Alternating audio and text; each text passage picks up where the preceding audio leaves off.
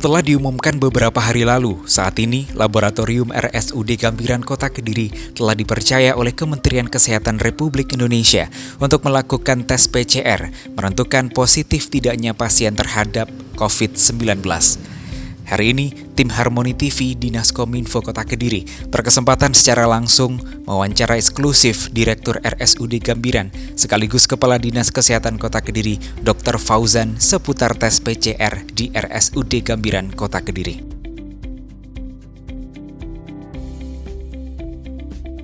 Ya, jadi sejak seminggu yang lalu RSUD Gambiran sudah diberikan kepercayaan oleh Kementerian Kesehatan untuk bisa melakukan tes PCR namanya. Jadi dengan tes PCR ini sudah bisa ditentukan apakah pasien itu positif corona atau bukan corona.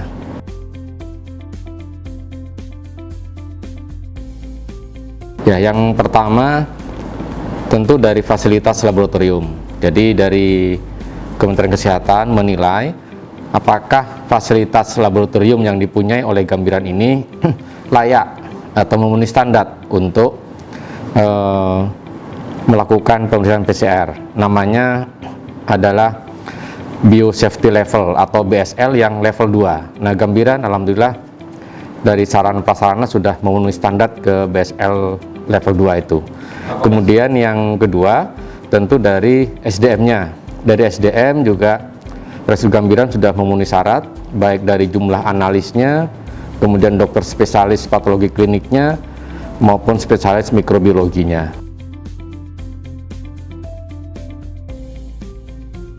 Ya, pengajuannya kita, jadi Kementerian Kesehatan memilih berdasarkan data online. Jadi semua rumah sakit untuk mengupdate data di SIM RS-nya secara online, kemudian dipilih oleh Kementerian Kesehatan, dan alhamdulillah Gambiran terpilih.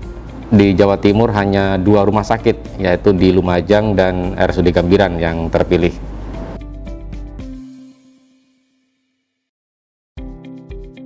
Jadi PCR itu adalah polymerase chain reaction atau PCR, disingkat PCR. PCR ini untuk melihat apakah tubuh manusia itu sudah mengandung virus, sama seperti kita melihat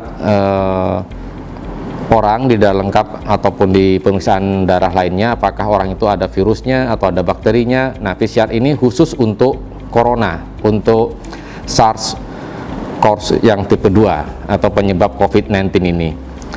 Dengan PCR ini langsung terdeteksi dari RNA atau DNA dari virus ini, kemudian terlihat bahwa lendir atau swab yang diambil diperiksakan itu memang betul-betul mengandung virus di situ.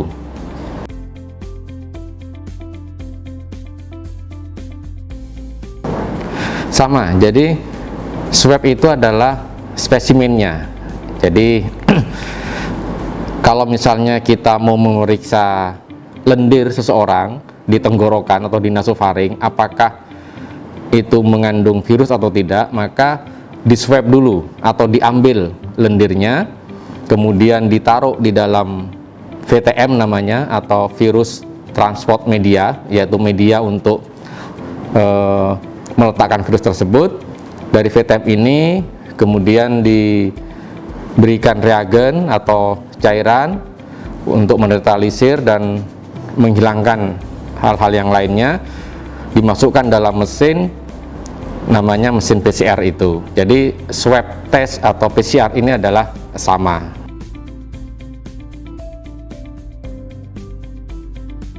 Ya, semua proses bisa dilakukan di RSUD Gambiran.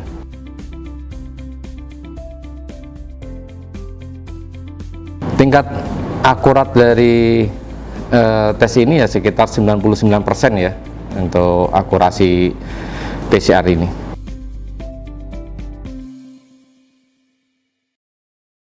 Jadi untuk sementara kita prioritaskan dulu untuk pasien-pasien rujukan, yaitu yang memenuhi kriteria PDP ataupun ODP. Itu pun harus ada pengantar dari rumah sakit.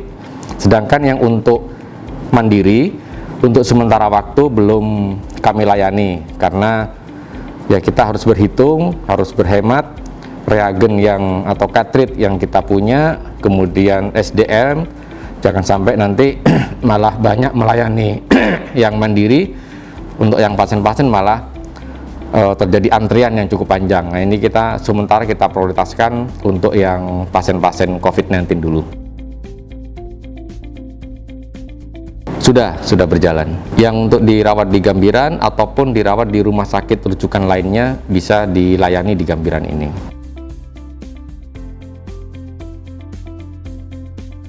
Betul, jadi BPTKL atau Dinas Kesehatan Provinsi sudah membagi zona-zona.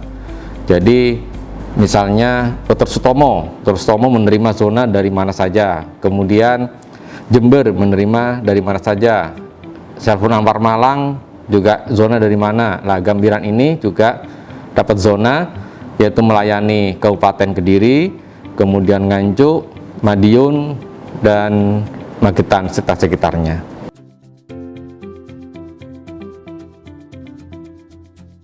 Oh enggak, jadi ada dua tipe. Yang pertama adalah jenis pasien yang memang pasien dari RSUD Gambiran, jadi yang sudah dirawat di Gambiran. Yang kedua, kita hanya menerima pemeriksaan spesimen dari rumah sakit lain. Jadi pasien yang dirawat di rumah sakit lain, misalnya pasien yang dirawat di RSUD Pare, itu swabnya diambil di sana, kemudian dikirim ke Gambiran, tapi hanya swabnya yang dikirim, ya, spesimennya yang dikirim, kita periksa. Setelah ada hasilnya, kita kembalikan lagi hasilnya kepada rumah sakit pengirim. Pasiennya tetap dirawat di rumah sakit pengirim tersebut.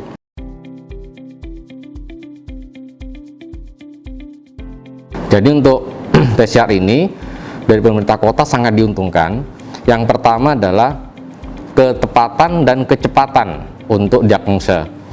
Jadi kalau hanya mengandalkan rapid test itu kan belum tentu positif corona, sehingga langkah-langkah yang diambil Pemkot tetap menunggu hasil swab.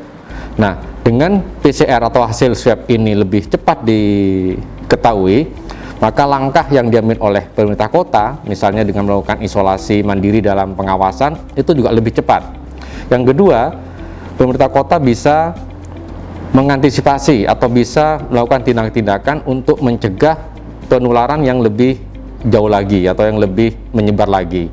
Karena semakin lama tidak diketahui, orang ini selalu bepergian kemana-mana, ya semakin nyebar virusnya. Tapi setelah diketahui lebih cepat, maka Pemkot segera melakukan isolasi, melakukan tindakan-tindakan untuk mencegah penyebaran seperti ini. Terus yang terakhir, dari pihak medis juga sangat diuntungkan. Kenapa? Karena begitu PCR ini sudah diketahui apakah positif atau negatif, tinggal dikombin dengan gejala klinisnya, sehingga pasien kalau memang negatif, klinis sudah sembuh, cepat dipulangkan. Kalau selama ini kan klinis sudah bagus, tapi hasil swabnya belum keluar-keluar, masih nunggu dari Surabaya sampai seminggu, 10 hari, sehingga tidak berani dipulangkan. Ini tentu akan memperberat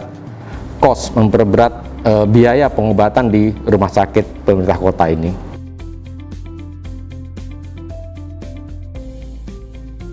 Dilemanya memang ya, dari satu sisi kita sangat diuntungkan, tapi di sisi lain fenomena gunung es ini yang selama ini yang positif hanya pucuknya saja, dengan adanya tes cepat atau tes PCR yang ada di Gambiran ini, semua akan terbongkar. Artinya apa?